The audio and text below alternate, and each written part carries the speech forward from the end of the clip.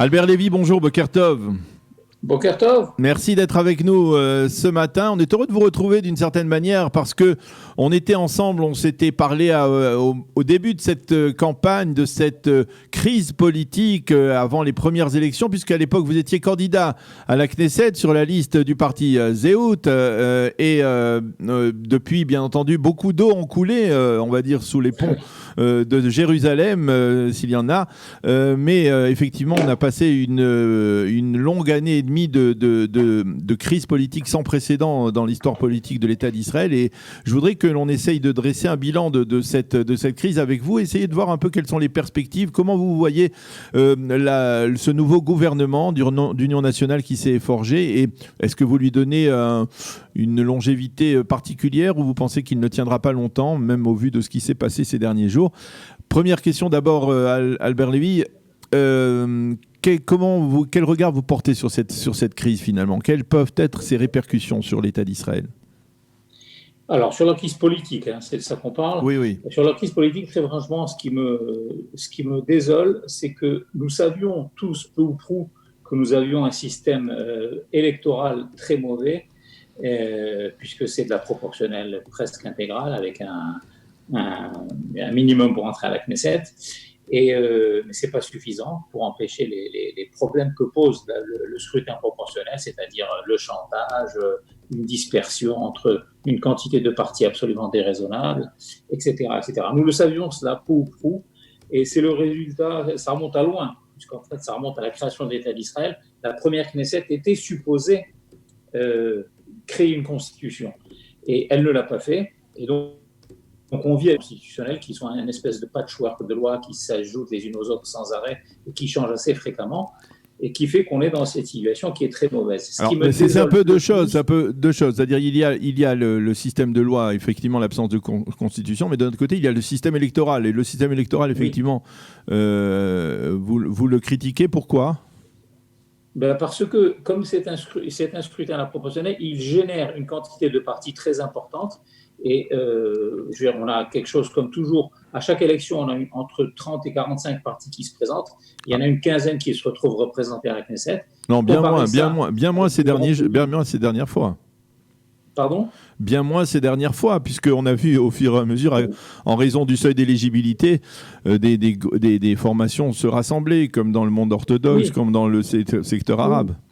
C'est vrai, mais il reste quand même un trop grand nombre de partis. Si on compare ça à des pays comme les États-Unis, la France, le Royaume-Uni, où vous avez deux grands partis, parfois un troisième marginal, et donc vous avez soit la gauche, soit la droite qui vient au pouvoir en alternance, et quand le gouvernement vient au pouvoir, il veut gouverner pendant sa cadence. Et il y a une statistique qui a été faite il y a quelque temps sur la durée de vie moyenne d'un ministre en exercice, c'est environ 18 mois. Depuis 92, c'est comme ça. Donc c'est intenable, vous ne pouvez pas faire une politique à long terme si vous êtes en moyenne 18 mois à votre poste de ministre. Donc il y a eu beaucoup d'idées qui ont surgi ici et là, mais ça vient surtout de think tanks, d'organisations qui prônent la démocratie, la transparence. Mais malheureusement, je constate qu'aucun parti, n'a mis vraiment en tête de ses préoccupations la rédaction d'une constitution et surtout de règles électorales qui permettent une stabilité de gouvernement et qui permettent qu'une majorité se dégage à chaque élection et que le gouvernement puisse gouverner pendant la durée de sa cadence et qu'on ne soit pas sans arrêt soit renvoyé à des élections fréquentes, soit qu'il y ait des chantages et qu'un petit parti avec quelques sièges à peine, comme on l'a vu d'ailleurs avec Israël Beiteinu, le parti d'Avigdor Lieberman, qui a généré un petit peu cette crise. C'est un petit parti finalement, il a moins de 10 députés sur 120, et c'est à cause de lui qu'on en est à la troisième élection avec un gouvernement qui va durer ce qui va durer. C'est votre question aussi. Honnêtement, je n'ai pas la réponse à cette question. Je ne sais pas du tout combien de temps va durer ce gouvernement. Ça peut être court, ça peut être long. Les choses changent tous les jours d'une manière terrible dans la politique israélienne, on ne va pas savoir. Mais la grande leçon que je tire de cette grande crise, ça me renforce dans la conviction que j'avais avant qu'on n'a vraiment pas du tout des lois électorales convenables, et que je suis encore plus désolé par le fait que personne ne s'en occupe à part des associations ou des think tanks. Donc il faut vraiment qu'un parti qui ait de l'influence émerge et qu'il mette ça en tête de ses préoccupations et qu'enfin on en sorte. Parce que ce qui vient de se produire pendant l'année et demie qui vient de s'écouler peut parfaitement se reproduire dans le futur, parce que les lois électorales n'ont pas changé. Même si vous ne pensez pas que d'une certaine manière, on va dire, cette crise, elle était focalisée autour de la personnalité de Binyamin Netanyahou. De ce point de vue-là, quel regard vous portez-vous sur le Premier ministre, sur sa manière de gérer la crise, sur son comportement pendant cette année et demie ? Il est certain que la polarisation du débat a été pour ou contre, entre les pro-bibistes, entre les raclo-bibi et les rac-bibi et les raclo-bibi. Le débat était là, évidemment, c'est tout à fait ridicule. Le jugement personnel que je porte sur M. Netanyahou, il est plutôt positif, mais avec quand même quelques réserves. Je pense qu'il a plutôt bien géré la crise du corona. On aurait pu la gérer encore mieux. Je trouve que le confinement a été un petit peu trop exagéré. Il y a eu des dégâts économiques très importants qu'on n'a pas encore fini de mesurer. On va y revenir, oui. Voilà, ça m'inquiète énormément.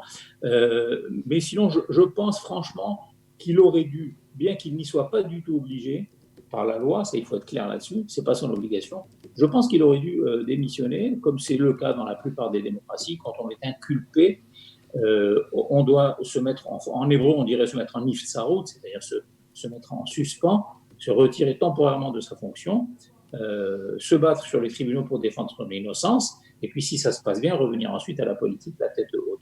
Je pense qu'il aurait dû faire ça. Ça me désole vraiment, en tant que citoyen israélien, ça me désole que dimanche, il va être sur le banc des accusés parce que sa demande de ne pas être présent à l'ouverture de son procès a été rejetée. Donc ça me désole vraiment, et puis ça va générer une mauvaise image de l'émir d'Israël. Je pense que M. Netanyahou a fait vraiment beaucoup pour Israël, beaucoup de bien, et notamment la gestion de la crise du corona qui a été bonne. Elle aurait pu encore une fois être meilleure, mais elle a été réellement bonne. Il suffit de comparer avec les autres pays, ça saute aux yeux. Mais je crois qu'il aurait dû se retirer pour se défendre confortablement. Il a quand même 71 ans, il aurait pu le faire, et il a décidé de ne pas le faire. Il en a tout à fait le droit. Et non seulement il a le droit de ne pas le faire, c'est sa décision, mais il a aussi le droit à la présomption d'innocence. Je pense que la présomption d'innocence est une valeur centrale. Dans toutes les grandes démocraties, ça existe. Et il est tout à fait normal que quelqu'un qui soit accusé, qui soit un citoyen lambda, ou que ce soit le Premier ministre, il a droit à la présomption d'innocence. Donc je trouve que les attaques incessantes et obsessionnelles d'une grande partie de la gauche à son égard frisent le ridicule et ne sont pas du tout à leur place. Voilà. Alors, je voudrais qu'on revienne sur l'aspect économique de la crise du coronavirus parce que, effectivement, bon, vous le disiez, Binyamin Netanyahou a géré convenablement la crise sanitaire, mais la crise économique, elle est extrêmement, elle est omniprésente. On ne peut pas s'en détacher, même si tout le monde sort, les gens vont à la plage, etc. Ils vont retrouver les restaurants la semaine prochaine. Et il y a 1 million de chômeurs, il y a des centaines de milliers d'indépendants qui sont dans la détresse sociale la plus totale. Qu'est-ce que le gouvernement, vous qui êtes économiste également et homme d'affaires, qu'est-ce que le gouvernement doit faire pour justement essayer de réussir aussi bien la sortie de crise économique qu'il n'a réussi cette sortie de crise sanitaire ? Si vous voulez, déjà, moi, je pense qu'au niveau de la sortie de la crise, je suis assez optimiste, pour ne pas dire très optimiste, en ce qui concerne la sortie de la crise pour Israël, pour plusieurs raisons. Et je compte la crise économique, sur le gouvernement. Évidemment, il faut aider les entreprises, les chômeurs, etc., comme tout gouvernement, un peu dans le monde entier. Mais je suis très prudent quand même sur l'interventionnisme du gouvernement. Vous savez qu'à Zéhoud, je prônais comme notre parti un grand libéralisme économique parce que c'est simplement plus efficace sur le plan économique. Donc j'espère que le gouvernement, à part l'aide qu'il doit apporter, ne va pas adopter une politique dirigiste. Mais à part ça, je suis optimiste pour plusieurs raisons. La première, si vous voulez, c'est que le poids relatif du secteur de la high-tech dans l'économie israélienne est beaucoup plus élevé que dans beaucoup d'autres pays. Et ce sont ces secteurs-là qui, déjà, on le voit, marchent mieux que les autres et qui vont être la locomotive qui va nous faire sortir de la crise. Pas seulement la cybersécurité, les communications à distance par Internet, etc., mais aussi la biotech, la technologie de la santé, la technologie d'instrumentation médicale, qui est particulièrement un secteur dans lequel Israël est très très fort. Donc je pense que le poids relatif de la high-tech en Israël, qui est élevé, va nous aider à sortir plus vite et mieux que beaucoup d'autres pays.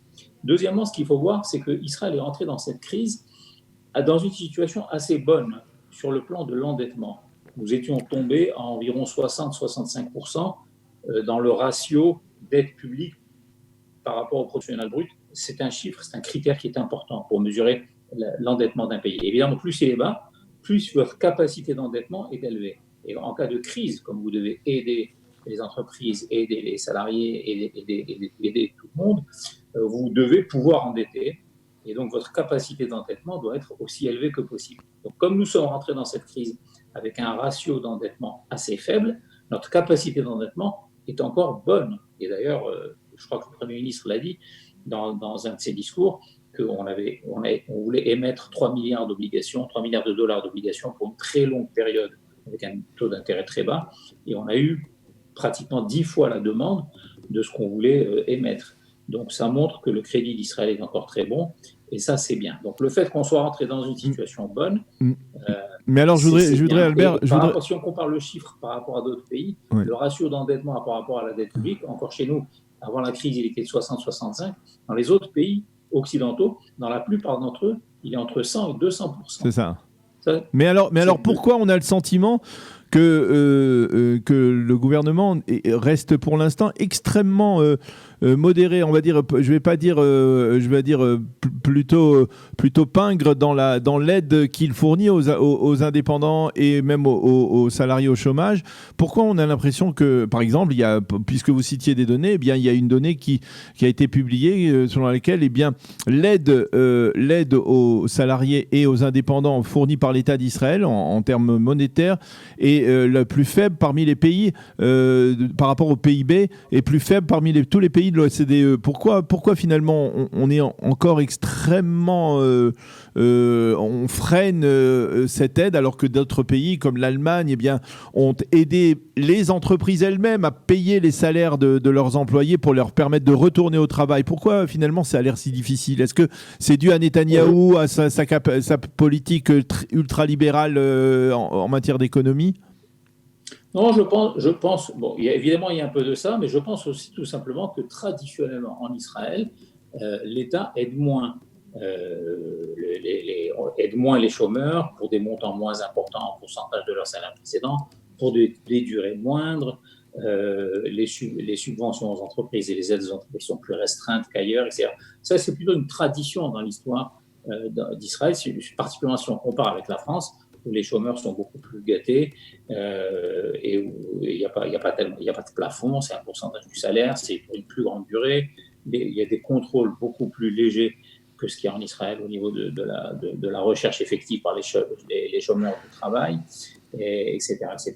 Il y a plus de subventions aux entreprises, dans plus de secteurs. Donc je pense que c'est plutôt une tradition. Et puis évidemment, au niveau de la politique de Netanyahou, qui a toujours été plutôt bonne au niveau budgétaire, il faut dire, encore plus quand il était ministre des Finances.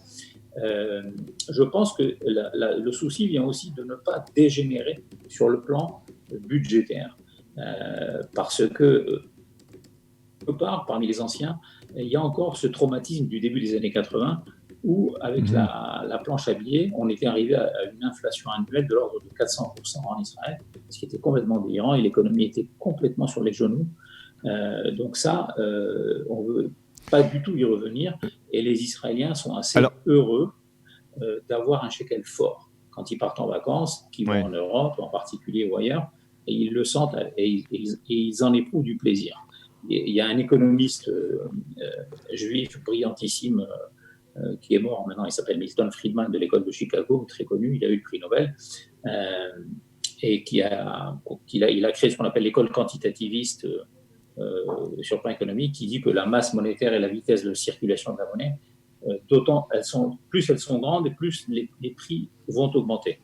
Donc, si on imprime de la monnaie d'une manière un peu déraisonnable pour combler des déficits, c'est ce qui se passe malheureusement dans la plupart des pays occidentaux actuellement, on peut craindre une inflation spirale. Mais là, Israël n'a pas besoin de ce genre d'initiative. Israël peut se contenter de faire augmenter la dette, tout simplement. C'est ça? Oui, tout à fait. Et c'est pour ça, comme je le disais, Mais il faut pouvoir le faire.